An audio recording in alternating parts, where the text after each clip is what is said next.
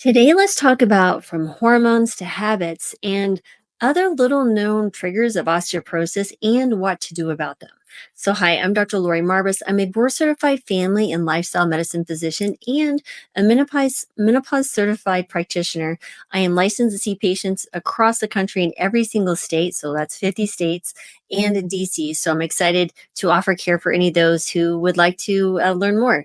So, first of all, osteoporosis is commonly linked to, of course, aging and menopause and lifestyle factors. However, there are less known contributors, and they also play a very crucial role. These causes include lifestyle habits, certain medications, chronic health conditions, and hormonal changes, especially during perimenopause and menopause, which can actually accelerate your bone density loss. We're going to talk about how addressing these factors with effective some preventive measures, like some plant-based preventive measures, believe it or not, can actually significantly impact bone health and reduce the risk of osteoporosis. So let's talk about the top 5 causes of osteoporosis, and I'm going to kind of group them together.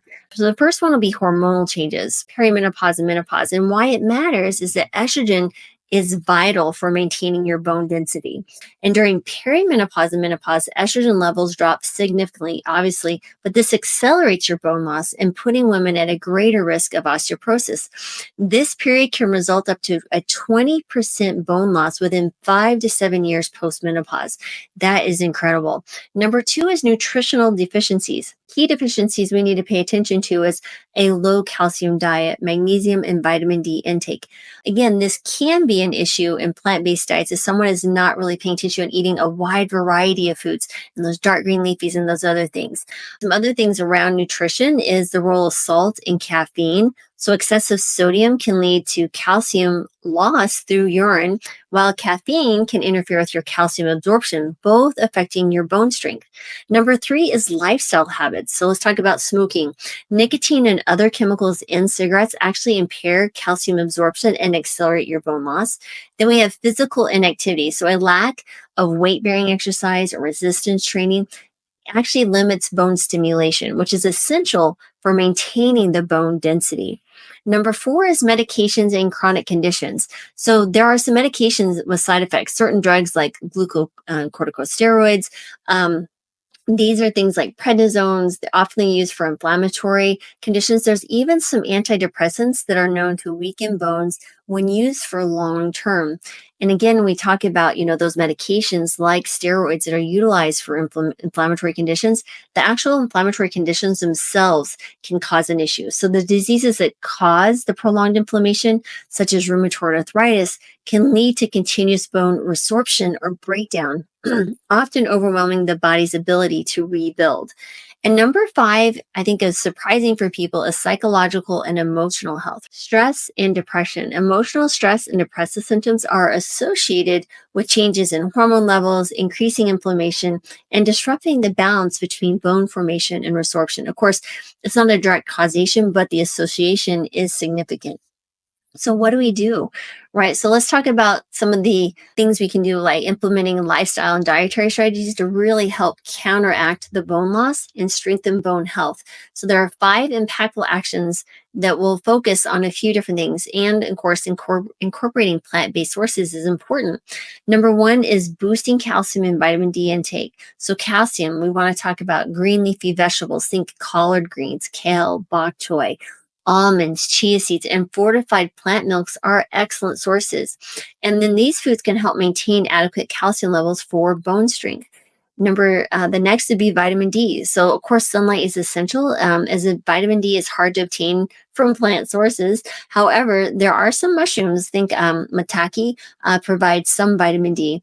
But I would say you probably want to consider vitamin D fortified plant milks or supplements to ensure that you're getting an adequate amount.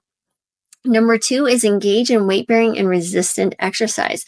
Why does this help? Well, activities like brisk walking, dancing, resistance training, using weights or resistance bands can create stress on the bones. Remember, these are dynamic organs, right? They respond to the stresses that are put upon them, and then that promotes the bone formation and strength.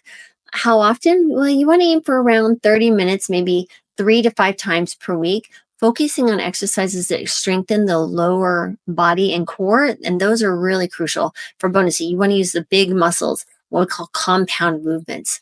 Number 3 is optimize magnesium, protein, and vitamin K intake. So magnesium supports calcium absorption and what we call bone mineralization. These are excellent plant sources, include pumpkin seeds, chia seeds, black beans, and quinoa. So protein, sufficient protein intake is essential to support bone structure, but also important to support muscle growth and sustain your muscle mass. So plant-based proteins such as tofu, lentils, chickpeas, and quinoa are ideal. So again, you do want to incorporate that as much as possible. And I love the soy component because there's many things about soy that will beyond just the calcium and protein that it has, but also certain phytoestrogens that will stimulate your bone growth as well.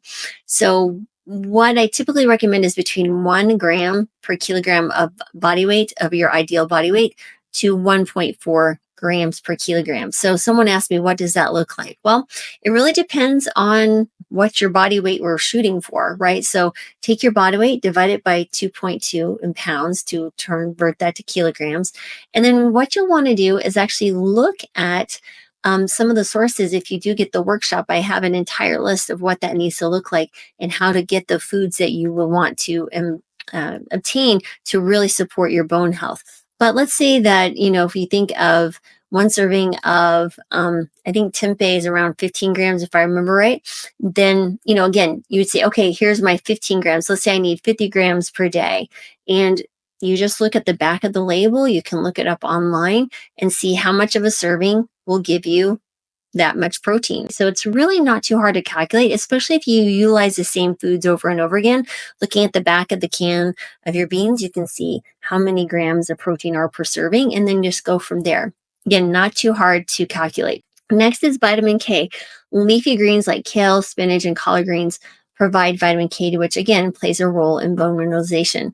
4 is limit smoking and alcohol intake. Quitting smoking can significantly reduce your bone loss. Nicotine and other chemicals, again, impair the body's ability to absorb the calcium, but also you're going to be decreasing risk for many, many other diseases when you stop smoking. So if you're still smoking, I would encourage you, that'd be the first thing that I would encourage you to do. Number 2 is alcohol. Excessive alcohol can disrupt bone remodeling and reduce your calcium absorption. So you would want to limit or eliminate alcohol altogether. I don't drink. I never have drank. So I can't really tell you what it's like to decrease. But if you were like me and I still want to drink, but if you can limit it to what they consider moderate levels, is 1 drink per day for women and 2 for men.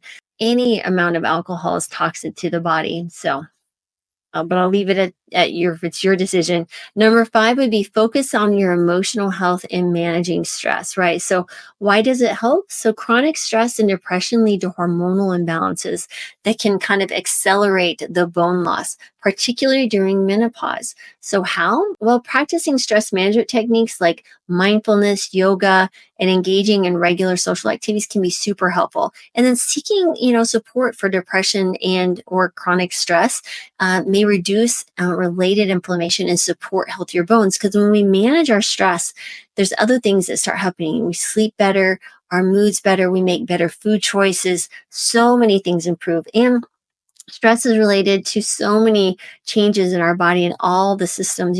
Last night we had the Healing Kitchen, which is it's a live weekly group that I run with Brittany Giroudi.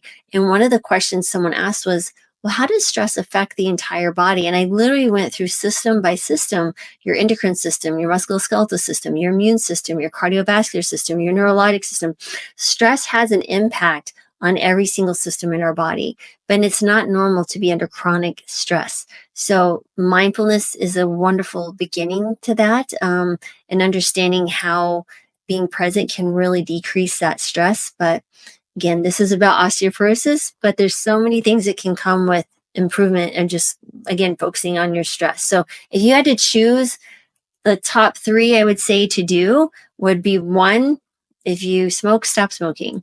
2 is eat more plants, especially with those rich in calcium, dark green leafies, and higher protein. And then 3, well, I should say 4. So resistance training, and then I would say manage stress. So those would be the big levers that you're going to see improvement, not only in your bone health, but other things like chronic disease and such, like diabetes, heart disease, hypertension. A lot of those things will start to improve.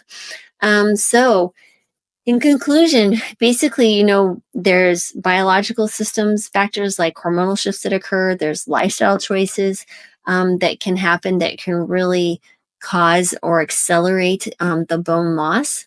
There are absolutely things that you can do to improve your bone health.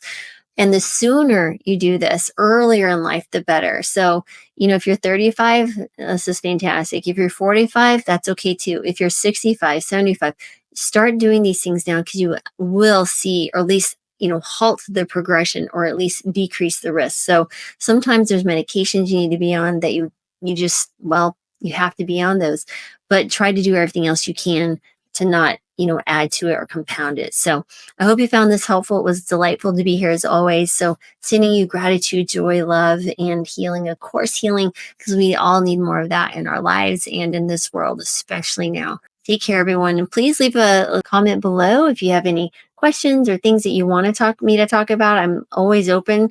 Yeah. And so don't forget, subscribe, click the little alert bell or whatever that is somewhere down there. It really helps us grow the channel and reach more people. Share the video with someone you think might find this helpful. That would be fantastic. And love all of you guys, and have a good rest of your day.